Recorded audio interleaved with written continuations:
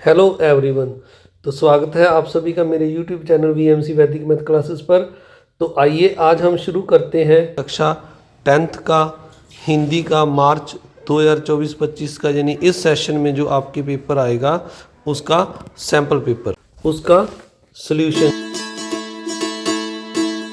तो ये कुछ डिटेल है, आपने देख लेनी है, कुछ इंस्ट्रक्शन है, इनको आपने पढ़ लेना है।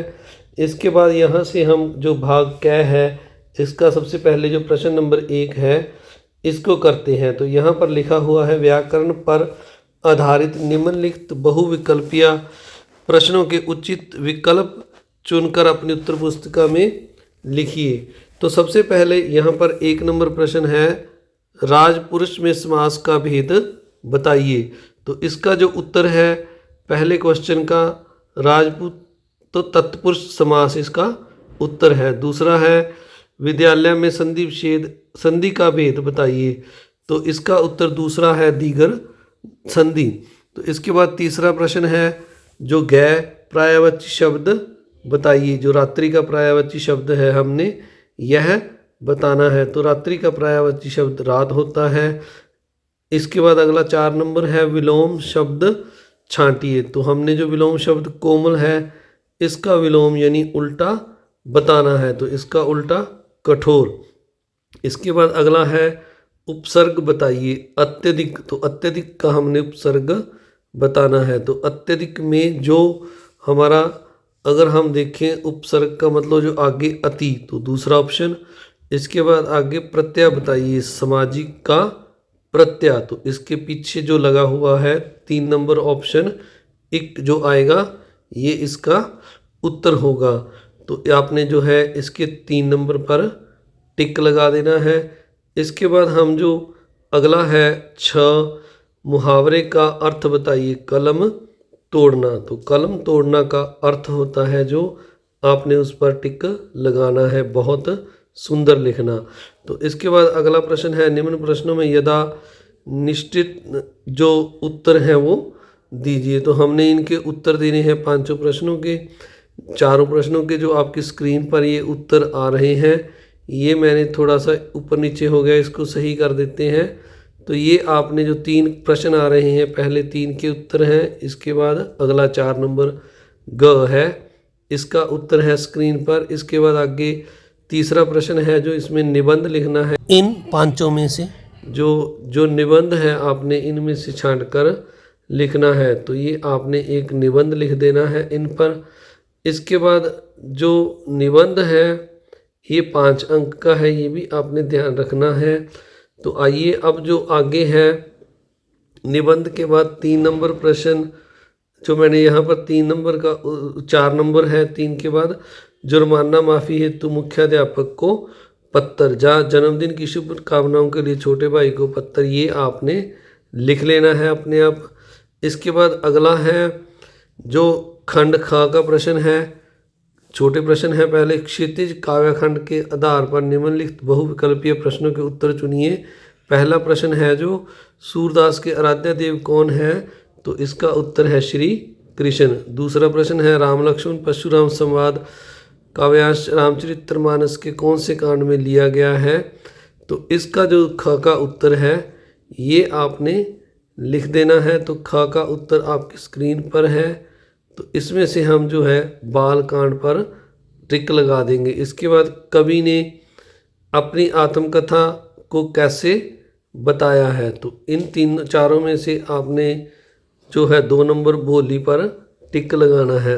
उत्साह कविता में निदाद का क्या अर्थ है। तो इसका जो उत्तर है आपने इन चारों में से लगाना है। तो गर्मी पर 2 नंबर पर टिक लगाना है। इसके बाद आगे है, सरगम का क्या अर्थ है। तो सरगम का प्यारे बच्चों इन 4 ऑप्शनों में स्वरबोध, ज्ञान, सरवर, तो जो पहला ऑप्शन है स्वरबोध पर टिक लगाना है। किसके प्राणों का स्पर्श पाकर कठिन पाषाण पिघल गया होगा। तो इसका जो उत्तर है ये जो 4 ऑप्शन है, तीसरा ऑप्शन बच्चे के पर टिक लगाना है। आगे ये 6 नंबर प्रश्न में आपको काव्यांश पढ़कर प्रश्नों के उत्तर देने हैं।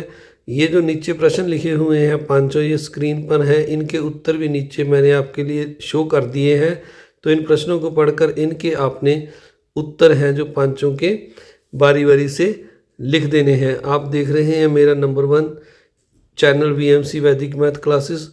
तो आपने चैनल को सब्सक्राइब जरूर करना है, वीडियो को लाइक भी करना है। इसके बाद 7 नंबर प्रश्न है जो काव्यांश का भाव और काव्य सौंदर्य स्पष्ट करना है। तो इसका उत्तर भी नीचे जो है भाव सौंदर्य शिल्प सौंदर्य यानी 1.5 अंक के हैं, इनका उत्तर नीचे लिखा हुआ है, आपने इसको भी देख लेना है।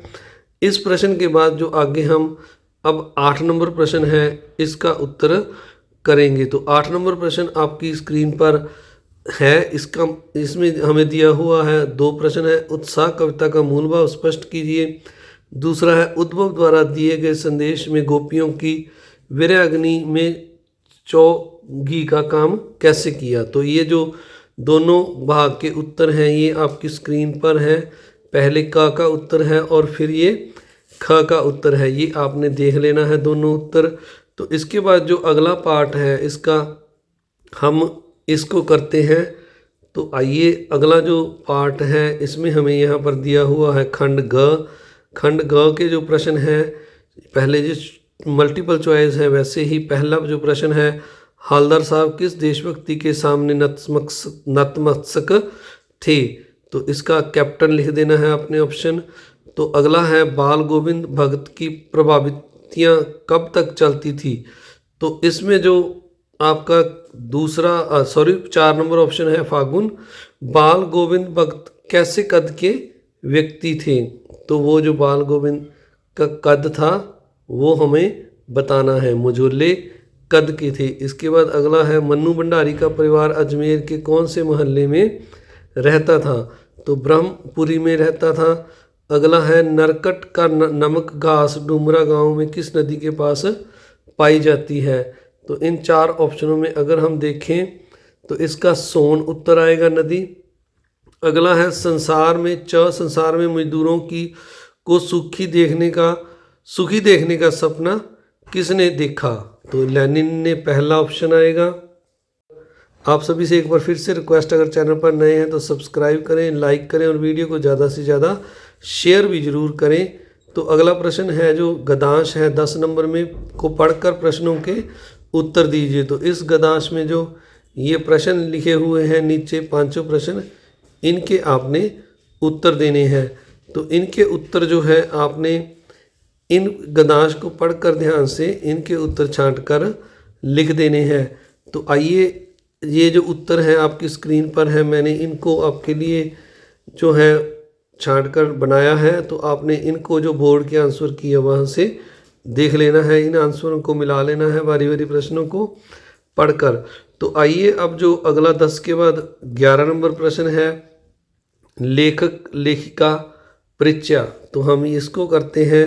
इसमें जो प्रश्न है यहाँ पर यशपाल अथवा मन्नू भंडारी का उचित जीवन परिचय देते हुए उनकी रचनाओं साहित्य विशेषताओं पर भाषा शैली का पर प्रकाश डालिए।